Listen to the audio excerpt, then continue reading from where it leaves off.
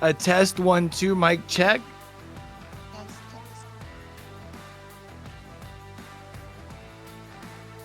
Files, it goes ahead and it gets rid of the audio. So whose audio were we missing? Both. Nobody. All of us? All of us. Wow. Wait, we weren't nobody? They didn't hear any of us talking? When you switch profiles, Slob's out here like, hey, so you switch profiles. So, hey, let's start from the top real quick. Hey, guys, you got all 3 casters. Hey, that's crazy. I'm your judge, Judge Vader. I got Counselor Q. Here, there. What it do? Hey, Chef, it's fine. Counselor It's Shep fine. over here. We gotta get the things out of the way early. That way we're fine after that. No, I'm trying not to laugh right now. It's great. This is great. I'm having such a good time. And that's not even me being facetious. No, yeah. I honestly, I love Slobs. I love Slobs so much. It's so great. It is the best program. But you know, guys, as nobody got to hear when we were talking about our excitement for these matches, we have Monarchy, we have Deathwish, and really, each of you just give me your summary of like how you feel about how these teams have got here, like about their journey and how excited you are. Well, so Monarchy we saw from the beginning, right? And they were one of our better teams. You know, they kind of started like kind of inching out kind of away from the rest of the competition. They were with Arctic Wolves, Demise with an S, as well as, you know, our other undefeated teams. And as the teams dwindled, they were actually one of our last undefeated teams left, right? So they've had a really good run, but then Deathwish, you know, they filled in for a team that dropped from the league, didn't have the best of records, actually had some of their better killers consumed already as well, so had a lot to overcome, plus picking up Osaka. This is going to be a clash of the Titans here. Yeah, Shep, and then go ahead and give us your summary as well. Like, I want to hear, how excited are you? I'm super excited. Monarchy has been a team that has consistently done really well. And of course, like, my team also has some ties to them. They've been really, really helpful towards us. So, you know, I have some very special connections to them, and, you know, I'm really hopeful for them here. But also, Deathwish really did come in. They had a not so great record, and they have overcome almost every obstacle thrown at them to be here. So this is going to be a really exciting game. Like, these are truly 2 teams who deserve to be here. I mean, as is every team who has come to play in playoffs. They all deserve to be here, and I expect nothing but fantastic gameplay from both sides. It's really hard to pick any favorites here, just because, again, throughout the season, these teams have both been stellar. I don't think I've ever seen a really bad performance from either of them. I mean, you're 100% right about that. And while we're getting set, hey, guys, watch this. This is pretty cool. This is pretty cool. I'm going to disappear, and I'm going to show you all the survivors because they're set up. In fact, everybody's ready. Bow. Look at that. Everybody's there. We're good to switch. You love to see it.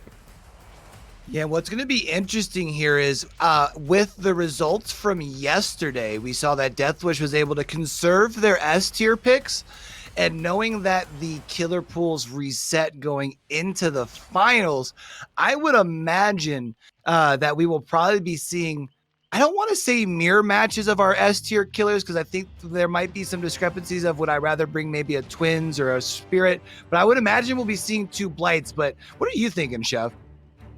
You know, I think it actually really depends on our map, which we haven't talked about yet. Vader, what map are we going to be on? I am glad you asked. We will be going to Father Campbell's Chapel, and it is a Crotus Prent Asylum map. Kind of a weird shape to it, but honestly a really fun map for survivors here. It should be interesting to see what killers end up getting brought out. We talked about maybe a Blight, but honestly, is this really a great map for Blight with that main building being there? I think it introduces some challenges for sure. Yeah, so I definitely think that is going to influence our team's picks here a little bit. I don't know if this is the kindest map for a Blight, but I think a Spirit could do fine here. Twins might have a lot of, you know, it is kind of like a weirdly shaped map, but Charlotte and Victor can pressure 2 different places at once, so I think there's still some viability there. Of course, unfortunately, Nurse has been kill switched, so we will not see a Nurse, which is unfortunate because this would not be a bad map for her. Yo, if we get twins, though, can I please get a Victor pounce from like the second floor of the chapel, like back towards one of the hooks, just because it would make the best clip for like just the start of our semifinals here. Thanks, Victor. I think it would be good for sure. We do see all the offerings that we're supposed to see, though, so let's go ahead and review how our killers are scoring points today. And for sure, you will see our killers are looking to get those very valuable hooks, and definitely our point system is a back-loaded point system, so you will see those death hooks being worth more points. Progressions are worth 1 point less, but a 7th and 8th progression would give you 1 point each to prevent point starving. If you are good enough to get the 4K, then yeah, you will get 2 extra points there as well. If you do have an entity kill, you will get the corresponding hook plus progressions, and I've got to take you right into the match. Shep, Q, take it away. Yeah, let's take another trip back into the fog, and I hate to be the one to tell you I told you so, but nah, who am I kidding? I love to say that. I told y'all we were going to be seeing some blight action. Also going to be finding slow here very, very quickly into the trial. The big thing that's going to I think the important thing for Osaka here right now is going to be making sure you get some health state changes, and you want to really make sure you can get it down and get a good hook before the corrupt intervention's up here. Yeah, absolutely. And Osaka kind of coming to check out this main building. This is a generator that if you can hold this, you kind of can have control over a lot of the map. Of course, our corrupt intervention is interesting, but not the worst one I've ever seen. So Osaka has kind of a good setup here for a basis for where he might want to start setting up his control. Yeah, and of course, we are going to be seeing Osaka down there in the bottom left-hand corner running that very common add-on combination of the Blighted Crow, the Blighted Rat, that gives you the double speed here, which does give you the ability to traverse the map because, as Vader had pointed out heading into this trial, has kind of like the little oblong course if we're talking about the 3-gen that quite often spawns back here at Shack as well, the 3-gen that spawns across by the circus. Very nice pallet, though. That's going to cause some distance, and since you didn't take a hit, this is more time before we're going to be seeing it down 90 seconds into the trial here. A lot more time than you might want to see for your first down here. Of course, our corrupt intervention is going to be coming down fairly soon, and we are only just now getting our first hit. Yeah, so now at this point, it does look like we're going to be taking this chase more back towards the corner behind. Oh, not even going back behind Shaq. It looks like maybe just trying to prolong this chase, sure you can bury yourself in the corner. The longer Osaka takes here to not only get the down, but to get the hook, you would imagine we're going to see a couple of gens. We're seeing the corrupt intervention coming off of those gens, meaning we are now 2 minutes into the trial. However, you will see that there is a generator covered up off in the distance. That's going to be that deadlock, which when you combine that with the double speed on a blight can really make the team pay as long as they continue up here, especially also if you can change some health states with that Thanatophobia. Yeah, Thanatophobia plus Deadlock will hopefully buy Osaka the time he needs to get a couple more hooks on the board before we can get too crazy with gen progress. And I do believe that's our Pop Goes the Weasel, another perk to help him try and slow this game down so that he can take control of it. Now also with the change, now with the change in the health state, though, you are going to see 10% slowdown onto those gens. And guys, I want to go ahead and note, we're like, as you saw that pop, you're not seeing ruin, and the gen that they finished is actually the top floor gen of main building. So as main building is not strong for blight, we might see the survivors try to abuse that because there's not a gen up there that you're worried about progressing. True, that's actually a good point, and doing a very good job actually to attack that first, because if they can get up there and actually start taking chase, that allows you to attack the other, natural 3 gens that you see both by the Shack as well as by the Carnival over here. But we are going to be seeing a second gen pop. We will see. Actually, I do believe that is our Deliverance player on Slow Galio there. So not even having to dedicate any resources to get that unhook, unless this is, I don't think this is going to be a renewal.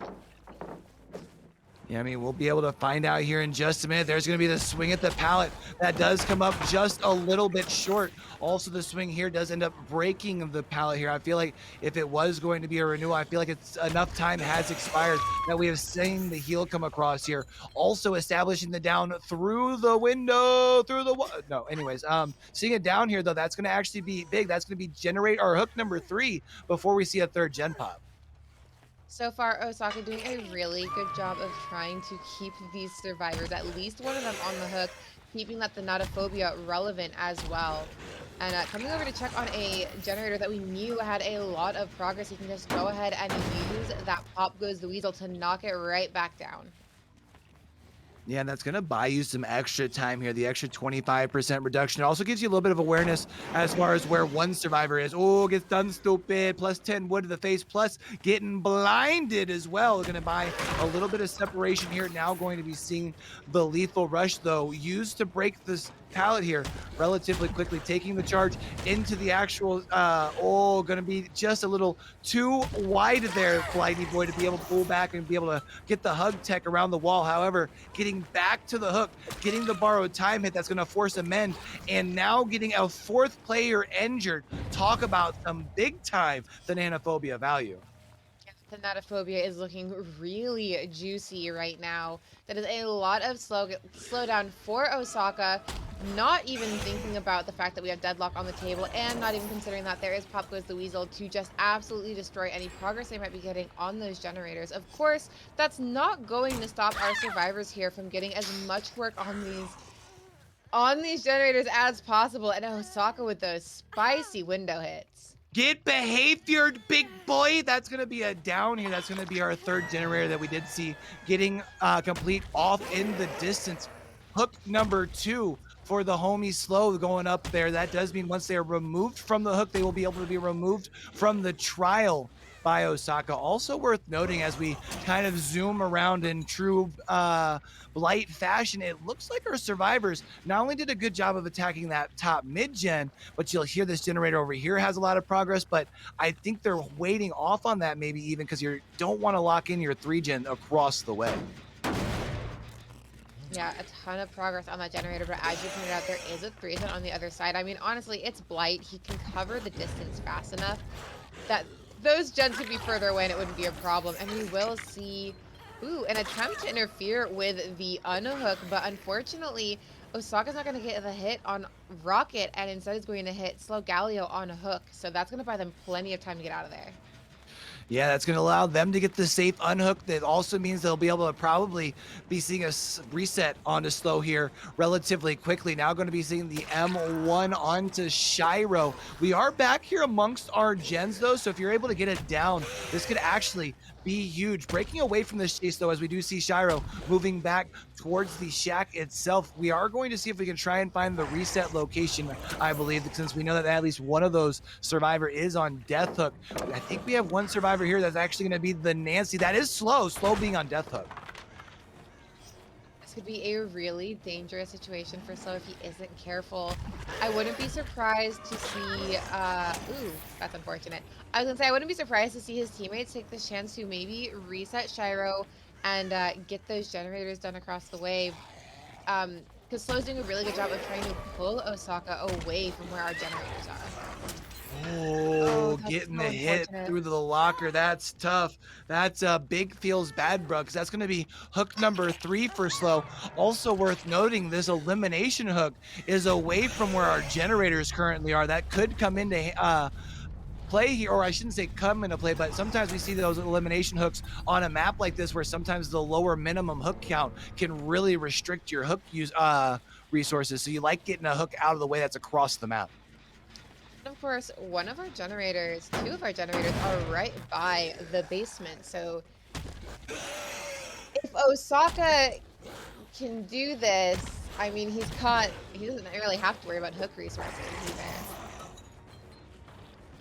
Yeah, that's actually a really good point. And we do see here finding Keeperly in the 4 lane. It does look like Keeperly's actually going to try and do the best that they can to just pull this aggro away from the 3-gen, taking the M1, probably just going to be simply holding Shift W across the map. We do see a sound notification, though, at the window here. That's going to be now the Nia Rocket taking an M1 here as well. 2 stacks of the Thananophobia. So if we happen to have Shiro on a gen, now working 10% slower here, as we do see Rocket taking chase here at the TNL. This is the long wall TNL, a little bit harder to work around as far as for the Blight, because of course you still have to make your collisions, but with a nice dead hard from Nia.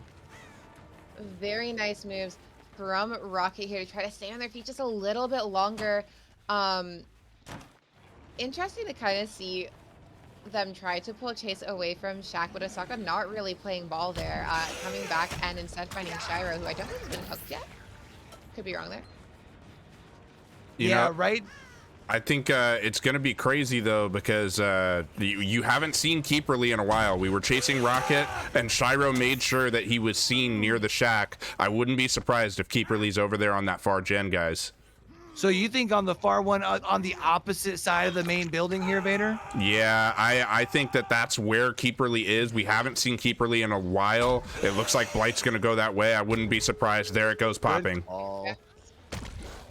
Yeah, I was gonna say, we really haven't seen Keeperly, and Rocket was doing their best to kind of keep chase in that middle area between the generators. I think trying to give Shiro and Keeperly as much chance as possible to put pressure down in 2 separate areas, but unfortunately that's going to be an elimination on Rocket with Shiro on hook and Keeperly injured. Oh, adrenaline. Yeah, gonna be seeing the adrenaline value here, but it is worth noting that on the right side of the screen, no way out. Also, we've exposed the entirety of the build here, so there is there's no NOED, and we've exposed the build knowing that there's no way out here. But we do see the down, now going to be seeing the M1 onto Shiro before they're going to be able to make it to the window. I would imagine, since they were rotating over for the save, probably hasn't gotten to get much progress in the door, and I think Osaka knows that.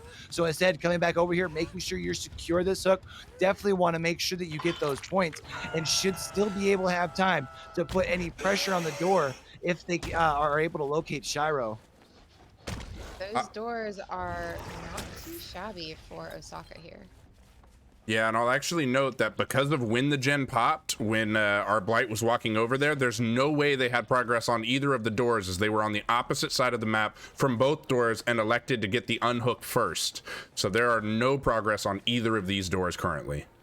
And right now we're seeing Osaka up on the hill, a beautiful vantage point, even if you're happening to be playing on native KW, by the way. But we are going to see coming in over, checking on this door, and no progress still at this point, coming over, checking on the hook. I don't think we've been able to get any spots as far as onto our survivor just quite yet, being Shiro, but we, again, still see no progress in the doors. This is a difficult position to be in. Again, those doors are really friendly for our killer here.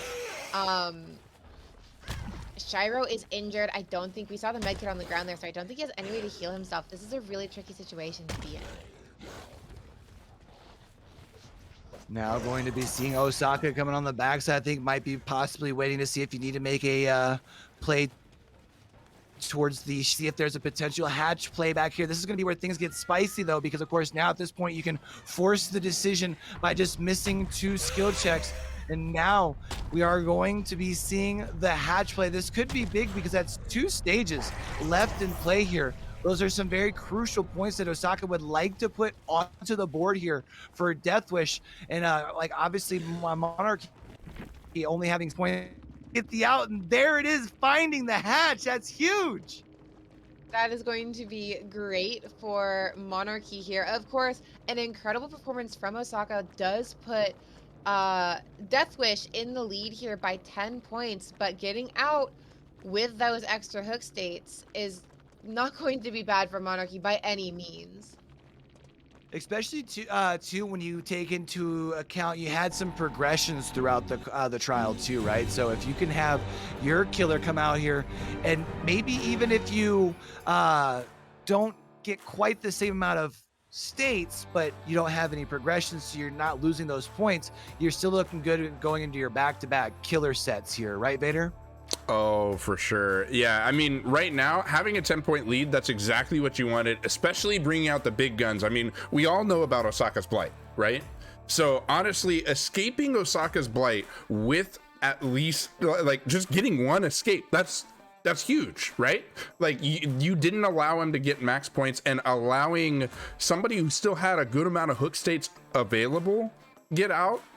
I mean, that is, like you said, it's huge. I think that's going to play into the rest of this match, because Blight, knowing Nurse isn't here, Blight kind of is your, like, ace in the hole, right? So without Blight, if you go and get behind here, if Monarchy just does really well in their 2 killer sets back to back right here, what do you do? Shep, what do you do? Cry. But that's just me personally. I wasn't expecting that answer, but I mean, you know, like, Pretty simple though. I feel like. yeah, no, you're right. I mean, Q, do you bring twins there? I mean, I agree. You probably do cry about it because your big guns are already gone, right? Well, I mean, the good news for you there, though, that last trial, I mean, we saw, I mean, in the last trial, you're at lead to spread out your pressure. You talk about the temp lead. On the Survivor side right now, you figure if you're going into the back-to-back Survivor side, I think you play patient, especially in your early chases. Like, you hear like comp dropping pallets, but like right now, I'm comp dropping the fuck out of some pallets. You know what I'm saying? Like, I'm making sure especially because I know that my killer in this next trial is going to be feeling a little bit of pressure. So if I can make sure that the corrupt is off the gens by the time the first hook comes in, you're in a really good spot. Yeah, I would definitely agree with that, and I think like you said play patient. I think that's always the key. But I mean, the times that we have interviewed Monarchy, haven't they said that a lot? Oh, we just had to slow the game down and play patient. Yep. Like, that's normally what they try to do, right? But I feel like Osaka, being Blight, having as much map pressure as he does, right? He kind of took them out of their own game in that Survivor trial. Like, it was looking really good for them and then turned into a 3K rather quickly in that mid game. Yeah, I would agree. And it's going to be interesting, though, because Shep, do you think we're going to see a Blight for Blight here? I think it's a possibility. Again, this is kind of where you want to pull out the big guns. So if Monarchy can pull out a Blight that they feel can compete with Osaka's Blight, I think it's a possibility that that's what we see here. Again, it's probably, we can't see Nurse, so that's, again, our only other option. We could see a Spirit here, but I think that really depends. Again, you have to be really confident on Spirit, especially with her changes. If you haven't been able to adapt to that, Spirit's not going to do anything for you here. So I think Blight is very likely at some point. I don't know if that's what they bring here now, considering that they just had to play against the Blight. We're still kind of, this is only our second game. This is still kind of like that first half where the teams are still kind of feeling it out. And I feel like Blight is what you pull out when you want to make a statement or when you want to, like, close a gap more, and this isn't a point where you need to close a gap just yet. I have to agree wholeheartedly. I think that's why it's, I'm not going to say it's devastating, but like when somebody does escape and you've brought out Blight and they have that many hook states, you were trying to get as close to 30 points as possible and you left 9 points out there because of somebody escaping and just not able to reel them in. That hurts a little, right? Like a 10 point lead is not that much in Vigo's court. We've seen that come back several times. True, especially seeing now you're going like in your back-to-back Survivor side, right? Like, so like as far as for the team that has the lead, you have to make sure these next couple, you have to make these next couple trials count, because you said 10 points. It's a nice start, but it's not a big lead. Mm-hmm. I actually checking chat real quick. Slow Galio has said that they decided to mirror the matches, by the way. Oh, wow. So they have decided to bring mirror matches. So that sounds like it will be a blight for blight, at least right here. So interesting. We know that Deathwish did decide to do that with 6 last time, and it seems that they've gotten Monarchy to agree as well. This has been a Deathwish thing we've seen. So interestingly enough, we'll see how it goes here. Definitely we're seeing, it looks like Cub is going to be our killer. I'll go ahead and show everybody else. Lobby's getting set. It's not quite set yet, though. I gotta say though, if maybe for the viewers here, because you all got to see it last night, you're now seeing it tonight.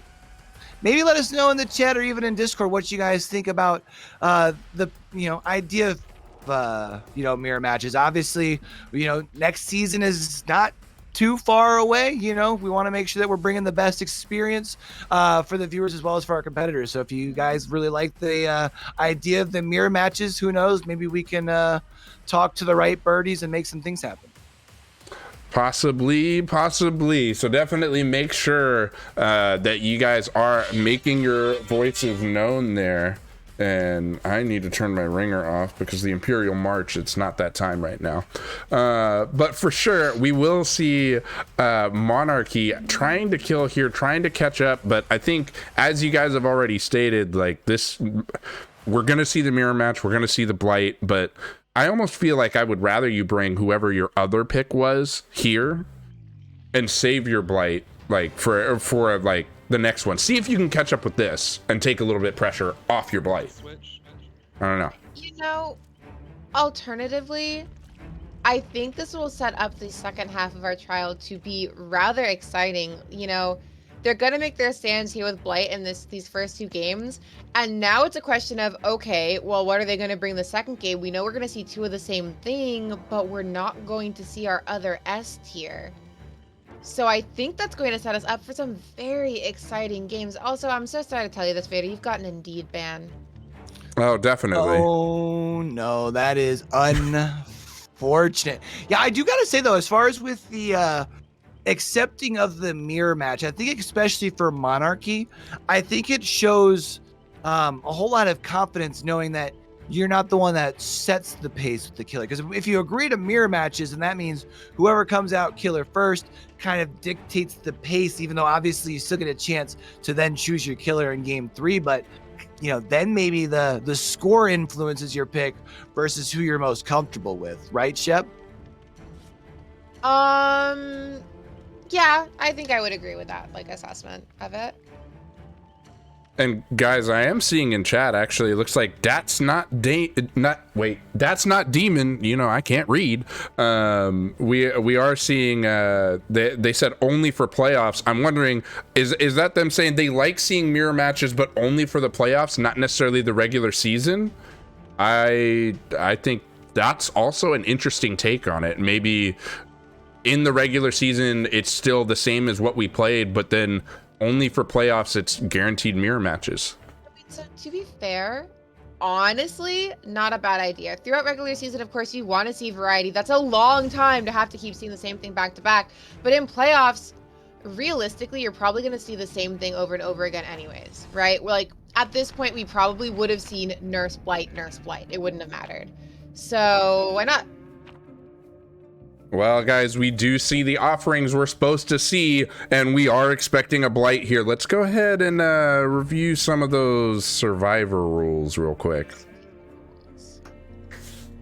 All right, so of course our survivors here are going to try to extend their lead by finishing the gens, but the gens are only the first objective. As you can see, that 5th gen is worth the most amount of points, but the second objective is getting those escapes. As we talked about, those escapes are very valuable. The 3rd and 4th escape being worth 10 points if you total them up. So definitely your escapes are worth 17 out of the 26 available points. So you're gonna want to get those for sure, but let's go ahead and get into this match.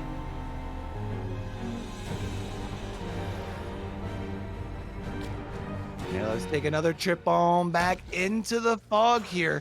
And you mentioned it, gonna be seeing the blight, and also similarly to how we saw the start the last time, gonna be starting coming out, checking out in our corrupt intervention side of the map, of course. And it does look like the corrupt being a little bit more friendly to our killer here from Monarchy. And I'm gonna be interested to see if our survivors from Deathwish decide if they want to try and attack that top mid gen the same way that Monarchy did. I feel like attacking the top mid-gen, of course, that's a really good place to take chase with Blight, but you're gonna have to assume these players know Blight might struggle in that area, so why would he engage? Like, yeah, you can take chase Good up there point. all you want, but that's just allowing him to chase you off of your generators. Yeah, that's a very good boy. Oh, get behavior, big boy. Can't be sitting there at the pallet. Still going to take the cane through that thing if that's the case. That's going to be a down here. And that is going to result in a hook. Shortly after the minute mark, around the 75-second mark, might be seeing a gen or two popping in the background. More than likely, I would assume probably just one, but there is a little bit of slowdown onto those gens thanks to the thanatophobia that we have seen become so popular on the Blight. I do want to go ahead Yep. and note, though, we do see that the main building gen has no progress. This is a stark difference from what Monarchy did, leaving the main building open, perhaps, rather than trying to get that gen out early. I mean, again, this is really not an area that Blight might want to take chase in, so if you leave that gen for later, he's gonna have to come up into an unideal area to chase in to get those survivors and get them off that generator. So, an interesting. Oh my goodness! Oh, And for a second time, we will see a survivor get the pallets done, but go down regardless. Cub internet go burr. that's going to be tough here because that's going to be now a second hook. Not just a second hook, but a second fresh hook. So you are spreading the pressure at least around on your survivors here as well. Ooh, plus 10 wood added to the face here to our Blight. We are seeing a very quick save coming in across the way, though. Worth noting, now going to be seeing 2 injured survivors. So with the thanatophobia, 10% slowdown onto those generators. We did hear the one that we pushed over to where we had found that Nancy. That thing had a lot of progress on it. I like the decision to avoid the pop kick on that one, assuming that it's so close to completion, and instead picking this generator that's in the TNL. Yeah, I mean, 25% when you're already nearly done is not going to do as much as knocking down a generator to below 50%. So smart on Cub's part. But coming over here, this is going to be pretty dangerous. We do see an injured survivor not getting the reset that we would have liked to see, especially with the Natophobia in play. Yeah, and I was kind of interested to see. I thought we were going to continue chasing that survivor, though, and instead actually broke away to this middle building. And as Vader had pointed out earlier, as far as the progress, still not hearing any progress on it there. Now going to be finding the Atom back here at the TNL. Definitely want to be careful when you're stepping to the Atom, especially because it does seem that this one happens to be an enthusiast of the criminal Atom here as well, as they saying that they are going to be bringing the juice. Oh, This is no. tragic. And unfortunately, this is going to be Shrimp getting down in the basement. A quick switch for Cub there. From Dark to Shrimp instead. And I mean, that was our flashlight user, so there was no one to save them. That was really, really good for Cub. Yeah, in a very, very strong position here. Now a third fresh hook here. Only one gen to show for it thus far for Deathwish. And we do see that Cub is going to be kind of checking in around where our basement is. Not going to be finding anyone. Wouldn't be surprised to see Cub even go for a dry kick back here, since you just seem to be monitoring this. But you can kind of see across the way a 3-gen that you can kind of link together. Granted, it's Blight. You can really link most of the map together for a 3-gen. So I feel like this might be a risk that may not pay off in the end. We'll have to see. At the same time, with a hook in the basement and very little generator progress, you know you're going to see someone trying to come down here to get Shrimp out of the basement. So I don't really blame Cub for hanging around. And it looks like unable to interfere with the hook, he is going to try to block our survivors in and wait out that bar of time. Ooh, yeah, I'm gonna get the hit there at the window as well. So that does mean it looks like our survivor should be able to make the distance. Ooh, another stun with an M1 through it. That's a big feels bad, bro. But we are gonna see a couple of gens popping off in the distance now. Our survivors from Deathwish only needing 2 more generators before they can work on the doors. I'm not sure if you're close enough in order to reach basement, but we are going to be seeing a very deep hook on this side of the map regardless. Deathwish doing a really good job of responding to this insane pressure that Cub is putting down by just popping 3 generators like it's nothing. So good to know that they were putting down. I was a little worried because we were seeing multiple survivors in the same area, so I was worried about our gen progress. Yeah, and we see I think that was actually them like countering Deadlock a little bit. You could see the gens closest to where Chase was that entire time were the 2 that got deadlocked, but they got popped pretty much back to back. That's going ahead, and you know you're not able to finish this gen over here. You're going to go ahead, get progress on it, go back to your gens that also have progress further away, finish those, deadlock these, keeping them here, but you don't have a 3 gen anymore still. I mean, I would say that with a Blight, it's not the best of 3 gens, but I mean, we got the double speed we can see in the bottom left-hand corner. It'd be like the little corner on the opposite side of where we're at with Shack, right? I mean, you can kind of see 1, 2, 3 in that corner. But yeah, I think they've taken away the tight 3 gen that we did see across the map. And you know, especially with it still being a 4v1, and we have to keep in mind, I had mentioned that they had gotten all 4 fresh hooks, but they are back-loaded hooks here in Vigo's court, so it's not like you're getting multiple points by going and getting those fresh hooks, and instead you're spreading the pressure, meaning everyone still has plenty of hang time before an elimination with only 1 gen left. It's a tricky situation to be in. Of course, we are going to see Deliverance on Dark there, so we didn't have anyone needing to pull away from resources to get that unhook there, but we will see our next survivor go down, and Cub securing a second hook state here, I believe. Yeah, this will be our second hook state onto the ace, 5th hook state overall. So that means nobody other than the ace currently can be removed from the trial. So anybody that you pick up here still has some hang time. Not really hearing much progress, at least on the Shack gen. We had a little bit of progress on the gen that was right there next to us, but we had already applied the pop kick to the gen that really needed it, being the one that's right here next to where this hook was. But even this one we're hearing not too much pressure on. I'm not sure if maybe our surviving team maybe trying to be worrying about an end game play. I feel like we've already exposed the entirety of the build, so I don't know why we'd be taking time away to cleanse like a NOED, since we don't have to worry about that here. But I feel like we might be seeing this little bit of delay on the gens right now may end up coming back and biting Deathwish in the behind. Yeah, they're gonna have to be really careful here if they don't want to lose what good progress they've made so far. And of course, it's always a slow grind to get these last couple gens out. And with Cub here playing Blight, who has the speed to just continuously push him off these gens, never mind Caster's Curse. They are going to get that last gen finished right there in his face. And I would imagine, since we didn't see anybody on the other 2 gens, that was at least a pair of people on the gen back there at Shag, if even not all 3 other than the one that was in chase across the way. We have found a survivor here in the middle. Oh, able to find the collision at the last second. I was about to say not finding collision. That would have been really tough. But no, Ed, that's an M1 right there. That's a door open. I think that's 1, 2, 3 into the 4, taking the exit. That is going to be huge for Deathwish.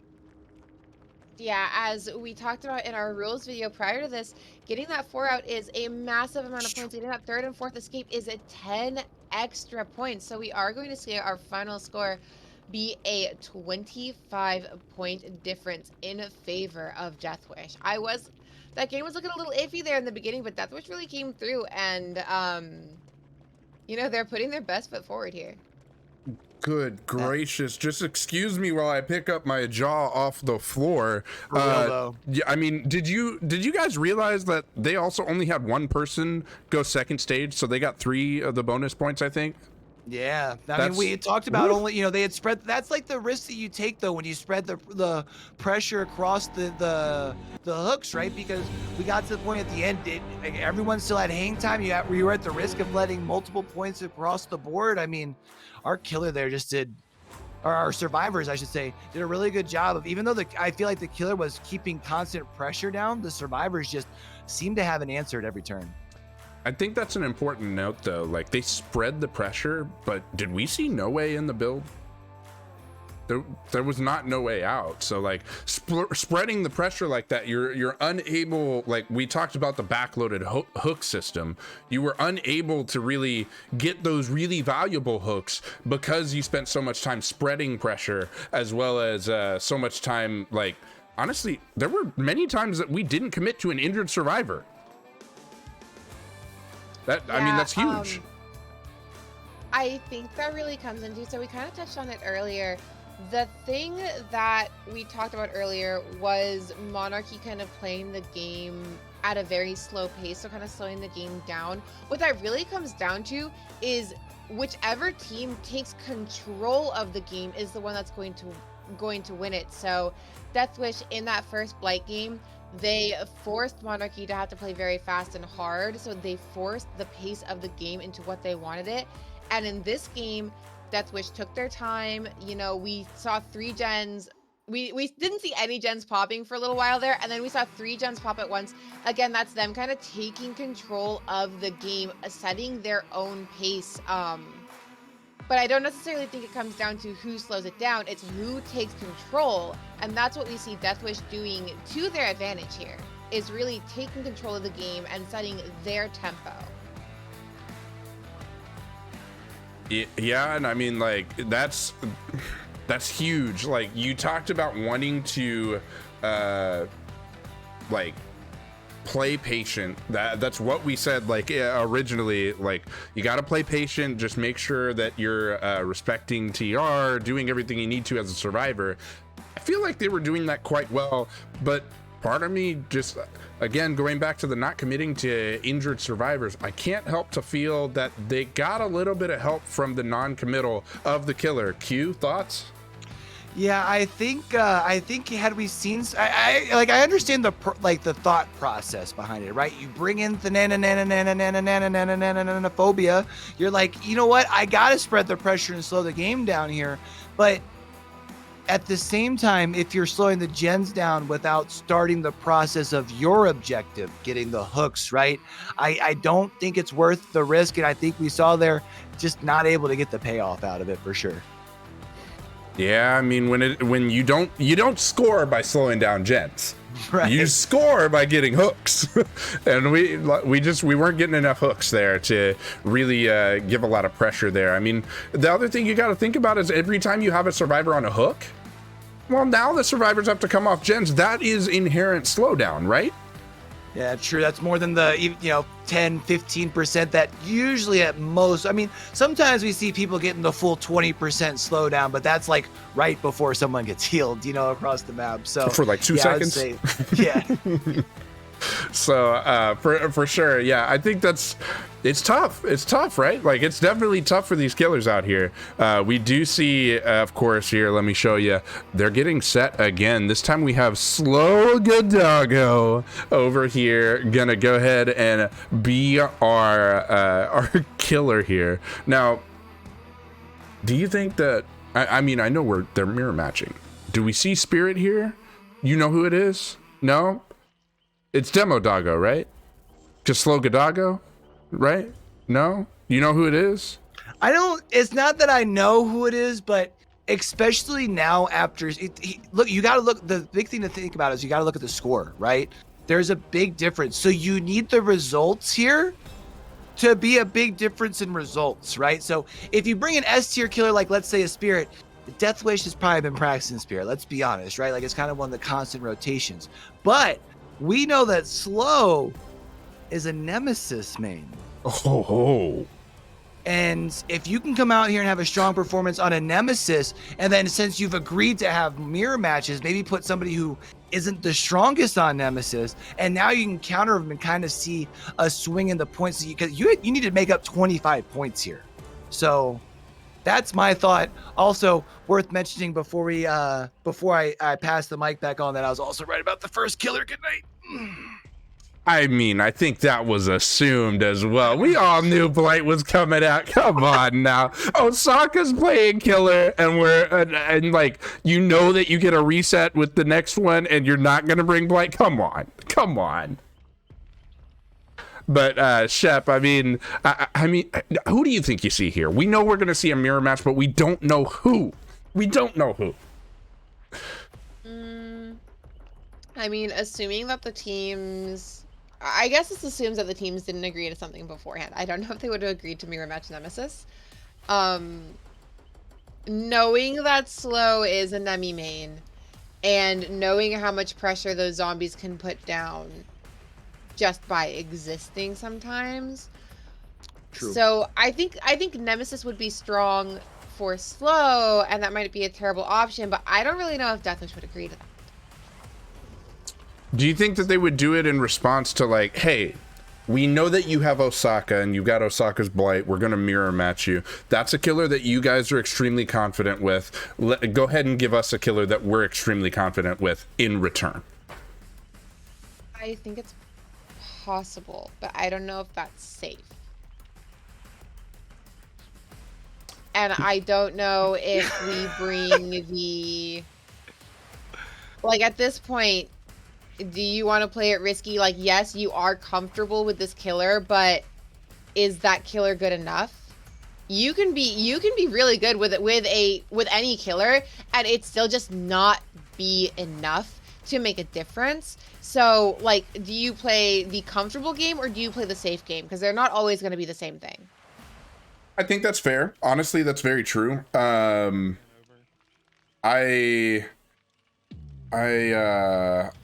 gonna go ahead and say the ban's over. So, indeed, I think that they will go ahead and be able to play this well, regardless who's going to be shown. And I don't think that you would take that risk. It's possible that they do it. I don't know. I didn't think 6 would want to mirror match Deathwish either, and they did it. So I think anything's on the table in the playoffs. I can't expect anything. Why does that already sound like a trend of a fatal mistake? Uh-oh. Can we also bring up, though, the fact that Deathwish, we talked about it heading into this matchup. They took over a spot that wasn't in the necessarily best of situations when we talk about record, killer pool. You fight your way into a wild card spot. They beat 6 in pretty convincing fashion yesterday. And we are now halfway through the semifinal with a 25-point lead. That's, I know I thought Monarchy was walking away with this, but this is pretty impressive. I saw where you were going with that. And honestly, I mean, hey, talk about taking the underdog mentality and going, oh, we like this spot. Put the chip on the shoulder. We like that.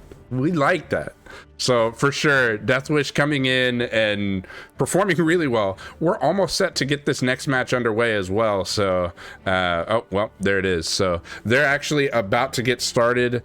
We're not going to have to wait too much longer to figure out who this killer is. Shep, I need a guess. Who do you think it is? Who's the killer? I already said it's going to be Nemi. I want to know who you think. Twins.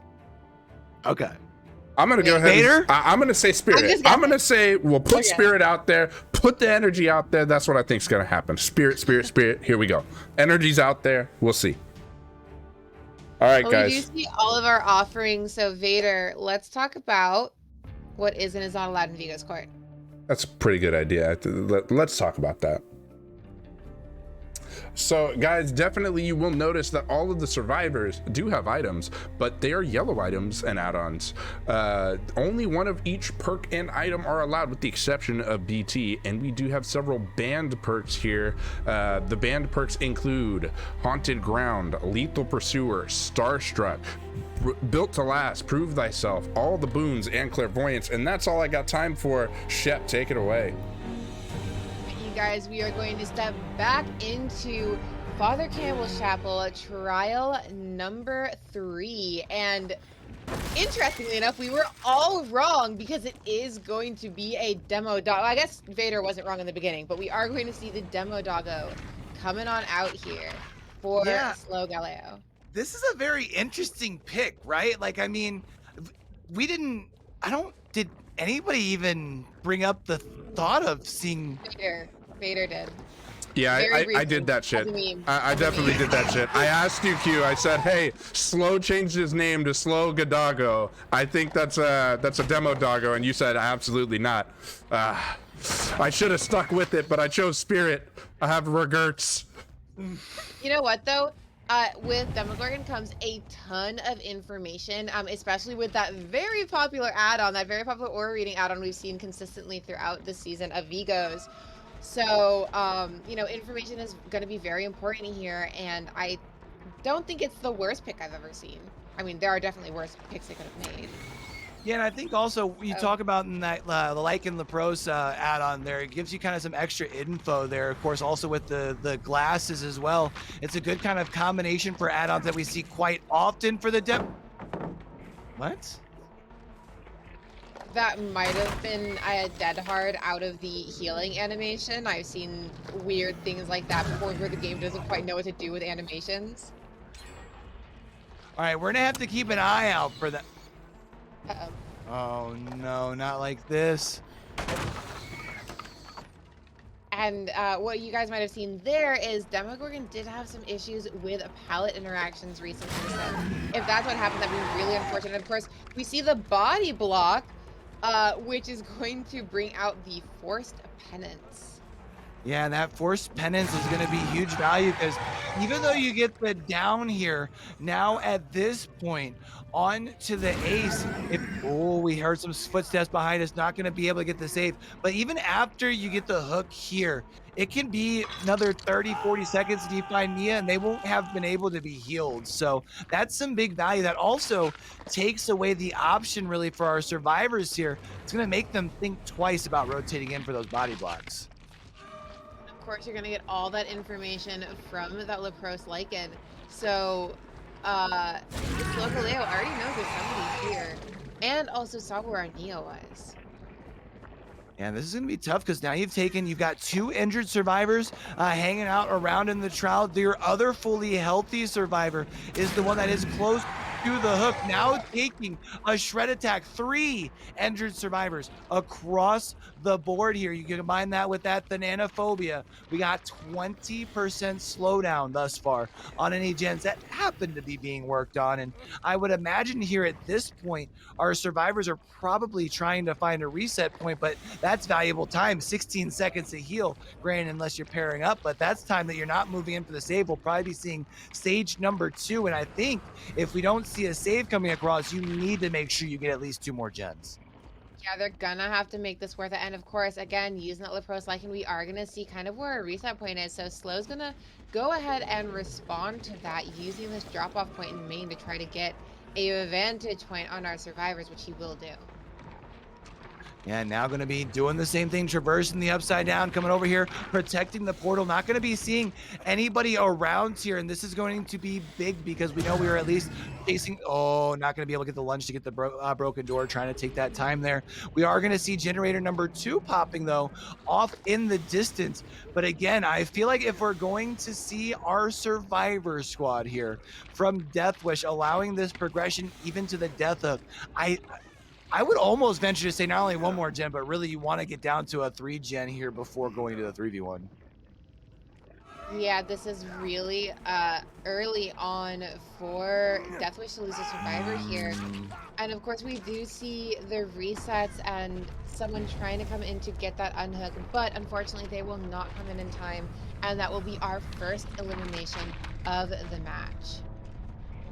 And now, with traversing the upside down, we're going to see we do have a survivor still left up here in that top mid portion of Father Campbell's Chapel. We had talked about how that's a area that was a struggle for the Blight, but for our demo dog, with the ability to close the distance with your shred, with the ability with your movement, with your portals right now, we do still the ability to put one more portal down onto the ground as well.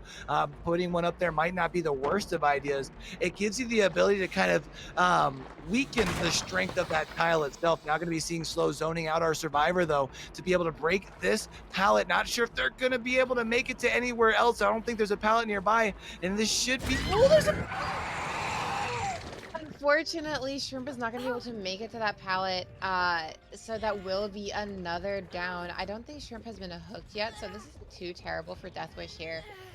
But they still have Shawarma injured, and, you know, Slow's going to be able to get all the information on where our survivors are. yeah, we saw our one survivor off in the distance. We're seeing a full send.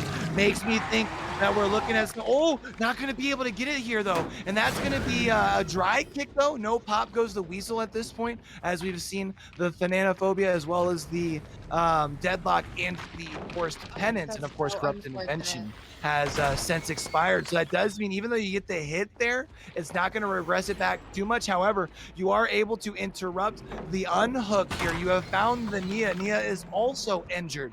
So right now, you should be able to, with the teleport back here, get all the sort of map knowledge you need. Actually going to be seeing both survivors breaking away. That was actually really quick of a rotation to be able to get over here, but you'll also see the gens looking around. Our survivors got, oh my goodness! Deathwish just slamming it through these generators, putting Slow in a very uncomfortable position. Now he's going to have to fight against the clock, fight against them trying to open these doors, and hope he can maybe get a couple more downs before they can all get reset. Guys, I want to talk about something real quick. We've only seen 2 actual hooks in this game. The rest have been progressions. So if all survivors get out here, that is actually going to make it so the point spread for this 3 out is actually more than what we are kind of used to seeing for 3 outs, and would really help extend Deathwish's lead. So Slow wants to get more hooks here. Yeah, Vader, I was actually going to ask, because I'm looking at this here. This is going to be a down here onto Dark. Even if Dark is sacrificed here, that's also a progression onto the Death Hook, but you're still getting 2 out across the way. Those are going to be some extra points, because one of those, I believe, is a fresh hook. The other one only having 1 hook. Would that put things out of the contention before game 4? It's very possible. I'm pretty sure if they get a 2 out period, it's out of contention. It's clenched. I don't know if our players know that, so we might see them get the reset and try to come and get this unhook here, which could provide for some very interesting end game gameplay. I mean, yeah, the door over here, wasn't it progressed? Isn't this the one that was progressed? Yeah, I mean, but we see the door getting open across the way. There's 1, there's 2 out over there across the way. So we are going to be seeing, that's a 7 stages altogether. What, 4 of those being progression though? So those are points being taken away. And so this game is still technically in reach for Monarchy here, but they would need a perfect survivor game. No hooks, all gens done, all 4 out, if they want to win this by 1 point. You know what's crazy is actually if Monarchy gets hooked once, it would send it to sudden death. If there is 1 hook and that hook progresses to 2nd stage, it's over. Or is that right? That would be a tie. That So would be a tie? progressions would result in a tie. Yes, it has to be 2 unique hooks, or not unique, but 2 Hooks, actual not hooks. progressions. Wait a minute, but or a hook progression all the way to death because of the point decay for Wait. progression. let me make sure we're doing our math right. We're talking about Monarchy surviving, right? Yeah. So 26 points available. This is out of reach. 33 plus 26 is 59. I'm so sorry. I may was be bad at definitely- English, but I'm an super engineer. bad at math. I do I'm math super for a bad at living. No, I'm super bad at math. I definitely thought that there were 28 points available for our survivors to earn, but yeah, that's correct. That does put this game out of reach for Monarchy here. Deathwish has gone ahead and clenched another win for themselves. That's impressive. So you talk about joining the season late, right? Like not only late, because we had some teams that like just missed qualifiers, but we're talking a couple of weeks into the season. Again, you had a couple, I think they had a couple of their S tiers expired, or at least a couple of their S tier picks. You make it through the season, you clinch wild card. I think it took up until week 11 to clinch the wild card spot, if I'm not mistaken. Yep. Then you beat 6 in pretty good fashion. Now you beat Deathwish before even needing a fourth trial, or before Monarchy before needing a fourth trial. That's impressive for Deathwish here.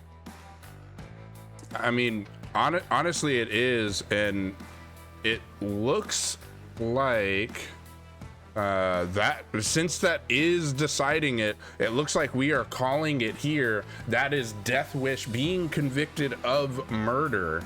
And so we won't see Osaka killing one last time. That's definitely that's unfortunate that I don't get to see the demo doggo from Osaka. I kind of was looking forward to it. Yeah, but now we get to wait a little bit less than 2 hours to find out who it is that they'll be facing off against next weekend, as we are going to be seeing the I used to joke about calling them the varsity and JV team. I don't think that does this duo really justice. It's really the brother sister team here, Demise with an S versus Demise with a C. They'll be going against each other here at 9 o'clock, and I'm pretty excited for it. I'm ready for us to like confuse everyone with pronunciation of both those teams' names consistently throughout the match. I am excited for it. I'm ready for it. Demise. Which did I say? You don't know? Me neither. All right. But yeah, we will find out who is the better Demise. Wait, you'll figure out if Demise will be the demise of Demise? Yeah. Did you follow that? This face says yes. It's gonna be a fun one for sure. And looks like we do have Osaka joining and pushing Q's cam over to the side. Osaka, how are you doing today? I'm doing good. How are you? Oh I think we're all doing well, judging from everyone's faces. Thank you so much for asking. So congratulations on your win today. Thank you. I appreciate that. Yeah, you guys did very well to go ahead and close it out. Now, tell me, how difficult was it to convince for the mirror matches for 2 straight playoffs matches here? Like, yeah, you convinced 6 to do mirror matches with you, and now you convinced Monarchy back to back. I'm gonna be honest. It's really all that because a lot of us are close friends with a lot of these teams and their players. So it was kind of like us being in like this friend group. It was really like, okay, we'll make it, a mirror match, and we'll see who comes out on top with these killers. So did you know, like, this was all predetermined, like, hey, we're bringing demo right now? Yes, this was predetermined. Yes. Sweet. So honestly, that's pretty cool. I know we saw some people in chat like seeing that they were saying, hey, we like having the variety in the regular season, not knowing who's gonna be played, but in the playoffs it's kind of fun seeing mirror matches. What are your thoughts on that? Yeah, I like doing mirror matches because it provides an equal playing field for the teams, not necessarily saying, oh, one team plays Blight, one team plays Clown, for example. It's kind of everyone has a fair. both teams have a fair chance of performing well, you know. And it's at that point, it's whatever team plays better than the other. So. Yo, Osaka. Yes. Look, yo, I gotta ask the important question, homie. Of course. So, I know the season's kind of been a bit of a struggle. We've seen some roster changes for you, right? Yeah, and then of course, Corrupt disbanded. We see you come over here. How, like, there's got to be like a sense of accomplishment as far as on your side. I know you probably don't want to toot your horn too much, but going through everything that you went through this season, and then to be able to lead Deathwish on the comeback of this, of the season, really, if you talk about just through the last half of the season, and now from the wild card spot going to the championship, you got to be feeling pretty good personally, right? Absolutely. It's definitely been a very wild ride from all the way to Corrupt disbanding into a new team and taking over someone else's spot with like a not so good record. But I'm very happy with the entire team of performing extremely well in every single game we've played. Yeah, I mean, you guys really have come out and just smashed it out of the park, and I know I've been extremely impressed with it. Shep, you got anything you want to ask Osaka?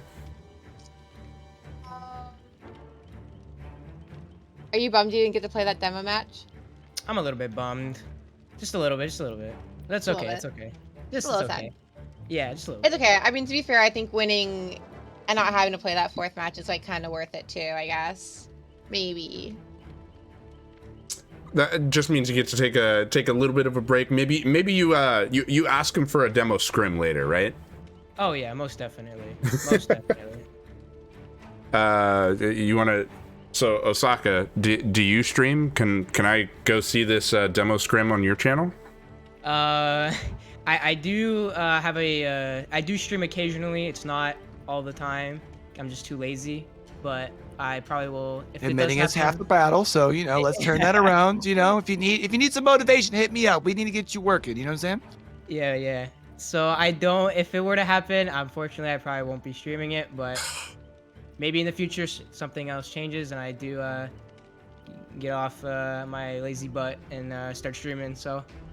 If you have a really nice gaming chair, you can stay on the lazy butt and still stream it.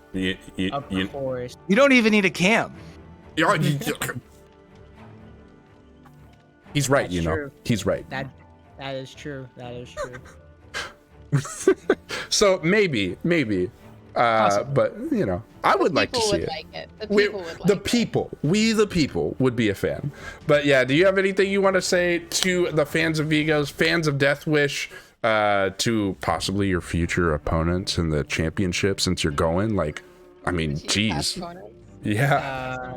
I would just like to say GG's to all the teams, and I appreciate the chat and the people that come out to watch these games. And for our future opponents, we're gonna beat you. Who do you think you're gonna be beating in the finals? Who are you putting your money on between Demise and Demise?